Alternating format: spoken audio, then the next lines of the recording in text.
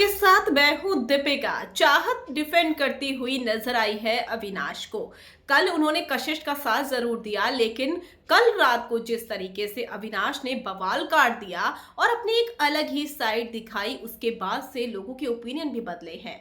अब सुबह सुबह बैठे हैं चाहत पांडे, रजत दलाल, कशिश कपूर, और यहां पर बात फिर से हो रही है अविनाश और ईशा की।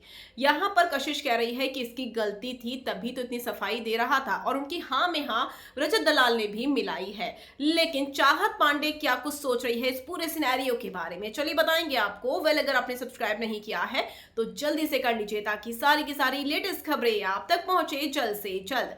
चाहत पांडे कशिश के साथ बैठी हुई हैं और वो ये कह रही हैं कि अगर मैं ईशा की जगह होती तो मैं एक भी सवाल नहीं करती, थोड़ा सा बोलती और निकल जाती। कल तो ईशा ने अविनाश की जान ले ली, और अगर मैं होती तो मुझे अपने पार्टनर पर पूरा भरोसा होता। इसके बाद कशिश कहती है भरोसा होगा कहां से भाई, उसने सीधा सीधा फ्लर्ट किया है और इसे सीधा सीधा चीजें कही है मुझसे, तभी तो इतनी सफाई देता हुआ फिर रहा था। लेकिन चाहत ये बात कहती हुई नजर आई, मेरा दिल नहीं मानता है कि उसने ऐसा किया होगा या फिर ये चीजें गलत होंगी। जो भी चीजें होंगी सबकी सब वीकेंड के बार में क्लियर होंगी।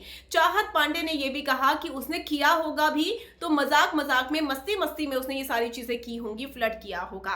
तो चाहत ने अविनाश के साथ काम भी किया है और वो जानती है कि उसने मस्ती मस्ती में सारी चीजें की होंगी, क्योंकि उस वक्त पूरा माहौल ही मस्ती का था और कहीं ना कहीं खुद भी फ्लर्ट कर रही थी कशिश कपूर।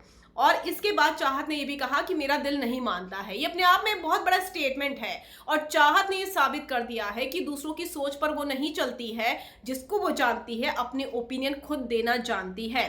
और ये भी बात उन्होंने कही कि जो भी होगा वीकेंड के बार में क्लियर हो जाएगा। लेकिन ईशा के बर्ताव से उन्हें थोड़ी हैरानी जरूर हुई है।